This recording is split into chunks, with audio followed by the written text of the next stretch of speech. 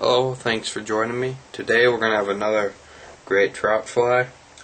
This is going to be a nymph, so I put in a size 14 nymph hook.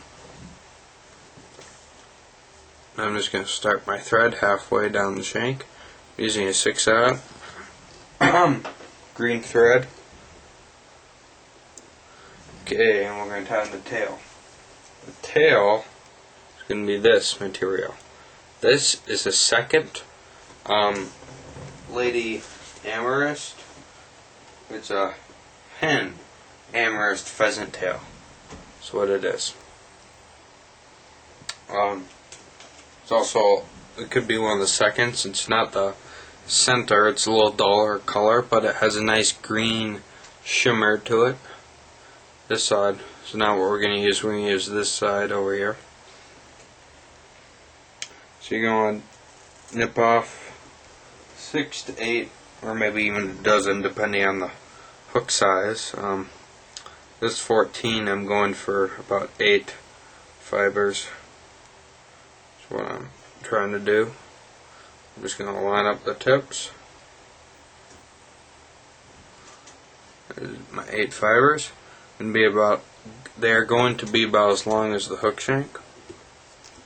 So you're just going to tie those in. Fold it back. This is basically a pheasant tail nymph, except I change it up just a little. When I get to the thorax area, you'll see. Just tying a piece of copper wire.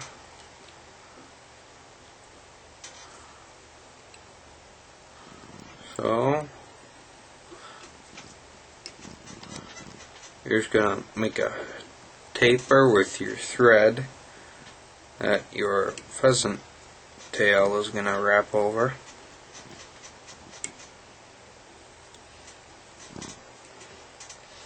It's a pretty good taper.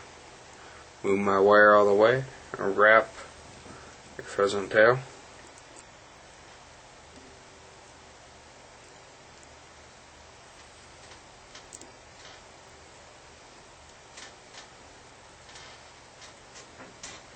You're going to want to make a fairly bulky body to imitate other variations of this nymph. We'll talk about what type of nymph this fly is trying to imitate towards the end. So just rib your fly with your copper wire.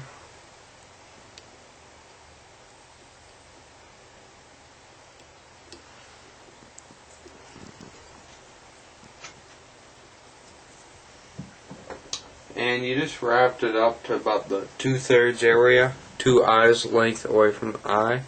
You're going to make a fairly good sized head on this guy. You're not going to make a thorax, or at least a traditional thorax. I have some Peacock sword here. It's a natural blue-green color.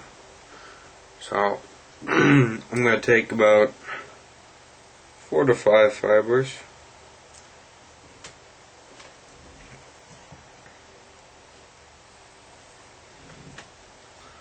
I'm just going to tie those right on top. Very important to make sure the tips are even. So just tie those in. Hold your thread. Just pull them through. I just did 2 loose wraps, but now I'm keeping my thread tight. So they're very close to the end. Do another wrap, and then just trim them off. The legs are going to be the same Lady Amethyst hen pheasant or secondary pheasant. Both of them will work. I'm not even sure which one this is. I don't store my skins in my fly tying area, but this is from one of the skins I bought. So you're going to take about 8 fibers of this Lady Amethyst pheasant. Just tie that in for your legs. This fly is great for beginners. It's very easy to tie. very realistic. You're going to have to use my weighting method that I described in my magic mayflies videos. This one's very lightly weighted, and mixes things up a bit, makes things a little more interesting on the water. And it's a very good imitation of popular nymph that was in Georgia. I have a subscriber. He emailed me and said he was going fishing in Georgia, so I decided to tie him up a little something that might help him if nothing's hatching there. I could not find a hatching chart online for Georgia, but I could find a nymph that I believe is from Georgia. So I made up my little imitation. Not sure what I'm going to call it yet. Now after you finished off the head, you're just going to put a little head cement or super glue on the head. I use super glue because it's a lot tougher. And there you have it.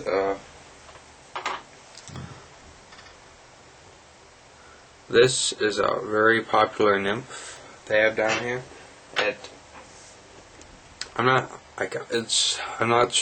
the scientific name, I can't really pronounce it, but the coloration is basically different from a lot of nymphs would classify under the hare's ear or pheasant tail nymph. You know, hare's ear would imitate it, but what I did note was interesting is it sort of had a greenish shimmer to it. It was a little darker, sort of like a dun color. So that's why I thought this material would be great. If you don't have hen lady amethyst, you could use a dyed green regular redneck pheasant. If you don't have that, you could color it up with just a green Sharpie to give it a little green shine. But you guys probably can't see this on the camera, but it has a sort of a green shimmer to it when it is in the water. And this pheasant tail wind case, or not pheasant tail, peacock sword wind case is a pretty good idea, I thought. Lightly weighted. It's a great little fly. Something to use besides a pheasant tail nymph down in Georgia. Adapt your different styles. Fly tying to this one. Thanks for joining me. And tight line stall.